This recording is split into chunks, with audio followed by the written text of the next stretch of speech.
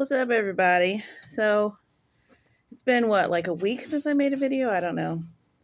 Um, I kind of had some ideas just about Jesus and whatnot, which I've sort of forgotten, but um, I feel like I got a little bit of time to make at least one more video, and I feel like I should just get up and do this while I have time. Um, I just been thinking about, you know, what this thing is all about. And, as we get closer to the day and revelations are starting to come out more and more, and I'm just sort of, you know, musing on the whole situation. First of all, it's a gorgeous day. I can't even. The sky is so blue right now.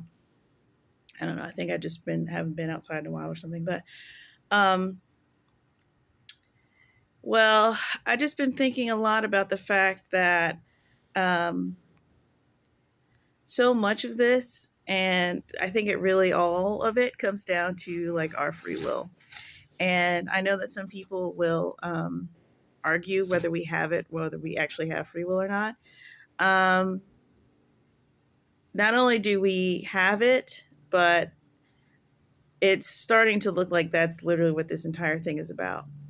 Um, I have been talking to my mom and my husband about this idea of tribulation and how there's literally a tool in ancient times that they used to separate wheat from chaff, and it was called a tribulum. And I'm so much better with things in real life because I just know instantly, like, oh, this is how this is supposed to be applied. Like, once it's in the real world, it's like, if you don't know theologically what something is, or what God means by it, uh, you know, go by, I guess, the metaphor he uses, but it's not even really a metaphor. He's like telling you what it is because, um, everything in life that he's created is sort of has the same vibe. So if it's about water, water is the same thing. If it's about building and planting, or, planting and growing, then it's not a metaphor. It is that. It is the same thing. And so it didn't surprise me that it was also an agrarian thing that he had to say. So much of the things, the metaphors that he uses are like that. And again, I don't think it's because they're metaphors. I think they're the exact same system. And he's using that system in uh, all of these other things that exist. Um, but yeah, it instantly like cleared up what, because we talk about the tribulation, the great tribulation, and oh, it can't happen here, and oh, it can't happen here, it can't happen till there. Okay, well, let's look at the wheat situation. When does it go through the tribulum? Does it go in the end, in the middle, at the end, at the beginning? Because there's your answer. And guess what? It's at the beginning. The beginning of what? Well, actually, it's not at the beginning. It's not even at the middle. The whole thing isn't a tribulation. The whole thing is a harvest. It's a harvest. And the harvest is always happening. What you're harvesting at the beginning is the clear and objectively harvestable things. When you see a whole thing, and this is me off of my very little knowledge of stuff and, what I've looked at and based on whatever.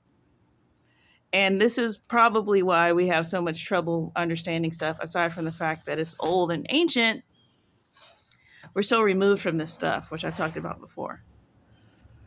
So, like this whole thing about sheep and goats, and that has gotten so twisted into this thing of like goats being demonic. And, it doesn't help when Satanists are using goats as part of their symbolism, but it's like, what does that mean? Are they saying that they're goats because God says that he's separating the sheep from the goats, and the goats are destined for hell, and that's what it is. And then I forget who is it Cake that has a song about sheep go to heaven, goats go to hell, like this whole thing. And it's really just sort of making fun of this concept. But if you like, there's a couple of great channels on YouTube of like shepherds. And they'll tell you that basically goats don't listen. They don't listen. They can't be herded. They can't be corralled. And sheep do. They listen to a fault. In fact, they will start following a random person who is tall and looks like they're going somewhere. So when he's saying he's separating the sheep from the goats, and then like when sheep have to be sheared, the goats have to be separated because they literally are just unruly. And so what he's trying to tell you the whole thing, but it's like sheep from the goats. What's up? What's wrong with goats? Like what's his beef with goats? It's like we're just so anyway. So the whole thing is a harvest. You harvest the obvious stuff at the beginning. You use your big, whatever machine, and you get the stuff that can get cleared out of the way. Then you've got this stuff that is sort of mingled together. You've got stuff on the edges, stuff that's, there's some valuable stuff in there. And I've always actually been really, it's always stuck out to me, like how these big, especially like these big factories, these big operations, they know how to sort of get out every single last valuable thing out of something, because they understand that leaving it on the ground, it's like, okay, 5 cents here, 5 cents there, 5 cents here, 5 cents there, it adds up. And they just have this really efficient system of how to get every last little thing that's valuable. And then there's going to be some juice left over. Then you use the juice to make the whatever. And then it's just like, I don't know, it really appeals to my don't waste anything brain. So how much more is God like this? So all this talk about seeds and wheat and growing and crops and harvests, like what's going on? Like what fruit? What is this? It's like these are all products of your free will.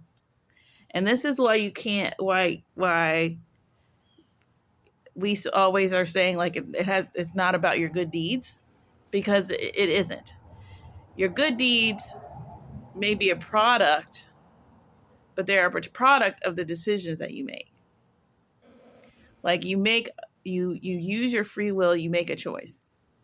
And this is also after watching just near-death experience, out-of-body experience, one after another, of God literally asking them what they want to do, and not like literally not doing anything until they decide. Like people being like things feeling rushed and urgent and whatever, and God being like, okay, what do you want to do? And the person's like, oh, or I don't know, in the spirit they usually like know what right away, but it's just like everything stopping on a dime because it's time for you to make a decision. And that's a pretty big piece of the puzzle. Like it's like playing a video game. I'm gonna be honest with you. Like I'm playing a video game right now that I just started playing, and it's a role-playing game, and they all are the same. They all have the same. It's like you can't move in the video game until you make a decision about what you want to do. It gives you options, blah, blah, blah. It's all pre-made, whatever, but it's the same concept. And I say it's like a game in the sense of like your free will is such an important part of it that, and you may think that there's things happening in your life that are uncontrollable or beyond your control. And that might be true, but your free will is going to stay. You're always going to have a choice to do something, and other people have theirs as well as you. So when you choose God, when you accept God, that becomes a choice. That becomes something, that a road that you can go down. You might mess up on that road. Like, you might do bad deeds on that road, but that's not what determines. It's your choice, your free will, what I will do. And so when you decide to choose God, when you decide to believe God, because I feel like that's the hidden thing that is being said. It's like, you believe God, you've decided to believe God. And people try to say blind faith, like you believe something on blind faith. Um, I understand what they're trying to say with that, but that's also that's an indication that they can't see, that they are not. I don't know. They're just not there. They're not there. So you trying so hard to break down something about and arguing that it's not blind faith. I tend to give up too easy. I'm like, oh well, no figs on this tree. Let's move on. Like, there's a parable, I forget where it is, where it's like the master checks for figs and there's no figs on the tree, and he's going to destroy the tree. And like, the guy, in the parable, who I think is supposed to be like Jesus, but he's like, basically like pleading with the master, like, give me a year with this tree and let me like water it and do all this stuff to it. And I got to be honest, I'm no good with that. I'm no good with that. I'm like, because it's not just a matter of working with somebody. A person isn't just a tree. A person is, they're rude, they don't understand, and they think that they're great for not understanding, and they think like that they're like in the right place. And it's hard for me to be around like that type of energy where you're just like blind and proud of it. Like, but anyway, so that what I'm getting at is that the tribulation, it makes no sense to put wheat that can be easily harvested into a tribulum. Do you know what I'm saying? The tribulum is where you beat and beat and beat what's left over, and then out of your chaff that's left over, out of this seemingly useless pile, you find even more wheat in that, and you gather that. So this is why I think that the way that the order goes is like, pre-trib rapture is already like a given. It has to be pre-trib so that out of the tribulation can come more souls. Because we're all ready to go. It's like, we've made the choice when it's sunny outside, when things are good, when when the stock market is doing good, when taxes are good, when our leadership is good, we still choose God. We still choose God, even when somebody else could choose God, and we would have, there's plenty of righteous people here, plenty of people here to do the right thing, plenty of people joining the police force, plenty of people raising families that I don't have to have any kids, plenty of people to, hold this whole thing up and give me an infrastructure, plenty of people willing to work at Starbucks so I don't have to, we could do that. People could do that, but they choose to do the good. They choose to worship God. They choose the right path. Even when there's plenty of people to hold it up and they don't have to. So that's us. Then you got these people who are just on the fence because they don't have to make a choice. And that's the other thing that stood out to me, because there's a ton of people that feel like they can just be on the fence. Why do I have to choose this, or why can't I, and again, they're doing that because everything's fine. Like, they don't have to devote this to that. They don't have to, just stick to one person and whatever. It's like there's plenty of fish in the sea. I know I can find somebody that shares my whatever. It's like I don't have to just do that stuff. I can wait, or I can, at least I can put this off until whatever. So you got a lot of people who are deciding to put it off, put it off until they've gotten it all out of their system, put it off until their deathbed, or just really have no type of timeline and just see how long okay, I can't relate, but I see that these people are out here and it's a lot of them. Okay. When you're putting off your decision like that, God can't tell what you are. No one can tell what you are. You haven't made a decision. And, this is part of like what I was saying in my last video. It's like the devil wants you to make a decision too. Like everything in the spirit, you're created in the image of God. Everybody's waiting on you to make a decision. You're like, wait, why me? So the devil's like, okay, well, here's riches over here. Here's starvation over here. Just don't mention God anymore. Don't, worship Jesus. And there's a lot of people that are like, hey, that's great. Give me the mark. I don't, whatever. I want free groceries, whatever. There's a lot of people going to choose that. This is why it says, like in the Revelation, it's like, listen, let the righteous become more righteous and the wicked become more wicked. And lets everybody go their way that they're going to go. He wants you to be hot or cold.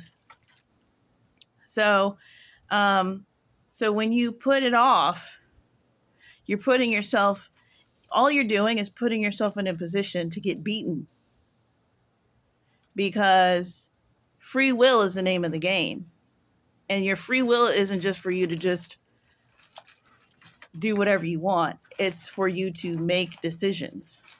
Make decisions.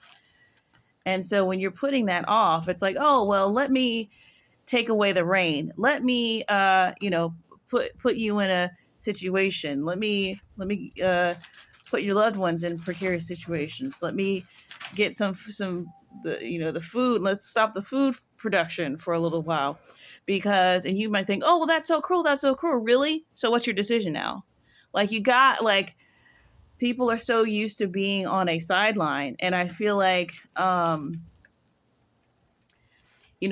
devil doesn't want you to make any decisions right now. That's not until he's in charge. Then he's going to want to start seeing things. Right now he wants as many people to be in the chaff. Either the chaff pile or the undecided pile, so that he can have lots of people in his kingdom. Which is another thing I was thinking about the other day. I was like, dude, he's got a lot of more people than God does. So I don't know. It's like, I know it's not a number. I don't think it's about numbers for God, but there's a lot of people. I think we've all heard about the numbers in hell. So I don't know if he considers that. I'm sure he considers that a win because he's just everything ridiculous. So he probably does. Anyway, but yeah, so God has every right. Well, yes, he does have every right to do that. But I'm just saying, like, you got to know what the purpose of this all is. If you think that God is just doing stuff, being cruel to people, you might think that if you don't realize that everybody's waiting on you. It would be like you waiting at a red light or a green light and everybody's honking at you, and then someone gets out and like literally bashes your window because literally no one can move until you do. And it's like, oh, everything's violent here. It's so like toxic. It's like, bro, everyone's waiting on you. You're holding it up. So yeah, the even after you've got the tribulation, because then you've got people who come out of the tribulation, which is wheat that was previously not there. And so, which is great. But then out of that, now you've got a wine press. After that happens. Now he's like, Because here's the thing that I'm realizing about God. He's like, we're going to do the refining process mostly because he is not going to lose a single soul. So, just like those big, huge, production companies that know how to like get every last little piece of pulp and little last whatever out of everything and put it down the conveyor belt and all this stuff, and then take all the waste and make a big bulk and then use it for the wood to put the same products back in and all this stuff. Like, God is not willing to lose a single soul. It's like, yes, God loves us so much. He loves us so much. He loves us so much that we're having to sit here and wait till the last minute till he gets every single last person on this rapture bus that wants to go. And that's not even the end. After that, whoever comes out of that hellscape who chooses him after that, they can come too. Then there's going to be even more. Then an angel's going to come down and just flat out tell you, like, hey, he's just going to fly around and be like, yo, anybody else? Who else? I mean, when it's like just a terrible, just the worst situation that's ever been on the earth, he's still sending messengers. And you know what? There's some people who come out of that. I think that's where the 144,000 are. I think it's going to be raptured saints. Then out of that, then those are going to go up. Then tribulation. Out of tribulation is going to come the tribulation saints. Then after that is going to come the 144,000. And yeah, we see that they're sealed. We see that they're sealed way back before that. But I don't think that they emerge, because God knows every single soul that's going to come to him. I think they're going to emerge after that. Personally, that's just a theory, just based on what this whole thing is. And that's kind of why I'm leaning towards, what do they call it? Like annihilationism or whatever. I don't like calling it an ism, because it's just like, it's not like, oh, this is my belief system. It's like, this is my theory that I just have based on what I'm looking at. But I think that, which I said in a previous video before, but it's just like, there's souls in hell and they're all going to come up to the great throne judgment at the end. It's like, why are they there? Are they not already judged? No, they're in a holding cell. They're just in a holding cell. It's like when you go to jail and you did some petty crime and you're in there with monsters. It's like they're in a bad place with monsters, which are the angels and demons and the people who are going to be in the lake of fire. And, they're going to be in the lake of fire. Their spirit, and they are, it's like, what do people always say? Hell's not meant for human beings. It's meant for the devil and his angels. Okay, so likely they are going to be in hell, in the lake of fire forever.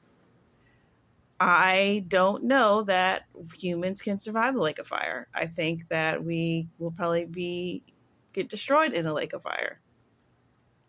But that's such a drastic thing. Look at the souls that are still alive. Look how much he's going through for souls that are still alive. I think that even hell is still open. And that's also based on a lot of near-death things that I've seen, where people are getting out of hell by calling on the name of Jesus. And it's like, well, why don't they all do that? I think that the type of person who can't understand, it's like you have to, like, we just take all of this for granted, that we can see and know and believe in all of these things that we just do naturally as people of God. And, the knowledge of God is going to be such a different, that's going to be like the resource. And, being rich in heaven is just going to be a completely different thing. And there's tons of people who don't care to know any of this stuff. and might be successful in all types of areas here. Well, I think when you get to hell and you're there for unbelief, I mean, good luck. How long is it going to take you? And then you sort of everybody goes, and it's just like this infinite amount of time. They just will tell you, people will go and come back and say, I was there forever. Like, I can't even imagine. I mean, they go through therapy. They do all of this stuff. They have nightmares. They're afraid that they're going to go to sleep and just go right back. They're afraid that they're still actually really there.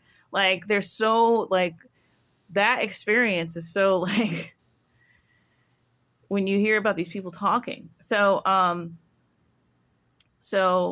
the Bible says, like, you're in hell for eternity where there's weeping, gnashing of teeth, like, these people are literally saying out of their mouths that they were there forever.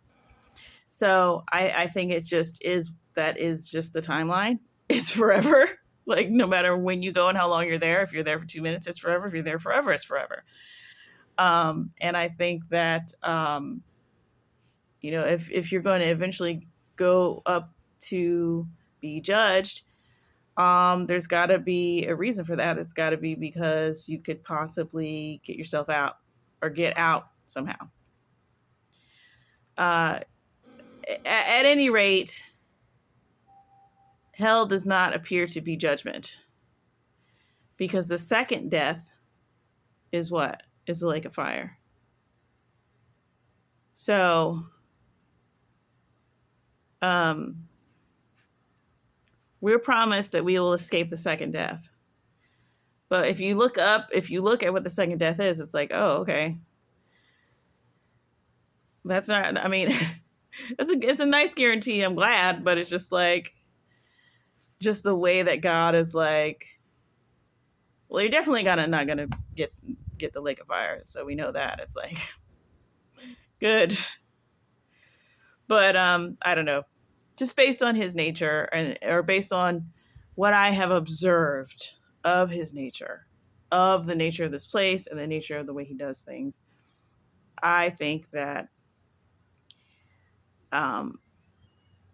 it looks like to me that whoever really, really, really absolutely does not want to worship God, serve God, and does not want to be alive, that he will destroy those people. But you're going to go through a heck of a process, because he is not about to destroy anybody who could potentially be a child of his. So, you're going to go, so the refinement process is going to be insane. And it is. Like, I don't know. To me, it just all seems like that's what it is. He's using the devil. He's using hell. He's using life. We start on earth. He's using, what the devil did, introducing sin to the world. We've got this sort of mini microcosm of, what it is to have sin and to not have God and all that stuff. He's using that. Then then even once you die, he's using hell. He's using all of these things. And then, yeah, I that's what I see. But again, just a theory, not a doctrine. And I hope I didn't ruin my video with my wackadoo beliefs, but I just think it's all connected. I just think it's all about free will. He wants us to make a choice. And he's not like, well, I'm going to torture you till you make the right choice. He's like, no, I'm going to press you until you make a choice. Any choice. But it has to be a choice. You can't just be on a fence. So, yeah. That's what it is. And that's why there can't be a post-trib. People don't understand what God is doing with this. Like, that's why they think they have to suffer, because they see that, they read the Bible and they see all these, the disciples suffering and they're rejoicing and all that stuff. They're like, well, we have to be like that too. It's like, no, bro, you don't understand what he's doing. Like, you don't understand what he's doing. So, okay, I think I'm done. Thanks for listening to that, my long rant outside. I don't know if this is going to be my last video or not. Tomorrow is like super mega high watch, mega. And probably for the next like 4 or 5 days. So, yeah, I've been doing like a lot of last minute, like all of my inner procrastination is just manifesting all of this. This work being done. Like I finished like one of my books that I had just sitting. I just like finished it. Like it just spent like yesterday from like 9 a.m. to 5 p.m. and just like, wah! Like it was really weird. Like I did not expect that at all, and it happened. So, yeah, that type of stuff. And it's really kind of like, I won't say it's stressful, but it's just like, oh my gosh, this is so like, dude, it's really intense. Like I don't know. I wake up every morning like feeling the spirit like, is it today? Like, what are you doing? Like I don't know. It's fun, but it's like, it just seems weird. It just seems weird. It just will never not be weird. I've been doing this all year and it just will never not be weird to think of the transition that, you know, we might possibly be making like shortly. So I don't know. I'm glad to know, glad to have the heads up, but I'm just like, it's nerve wracking. I definitely would rather be prepared than not, but uh, yeah. Sometimes I envy the ignorant because it does get a little bit, I don't know. I think it's bad for people with neuroses. I'll say that. Okay, well, then I'm really done now for real. Bye.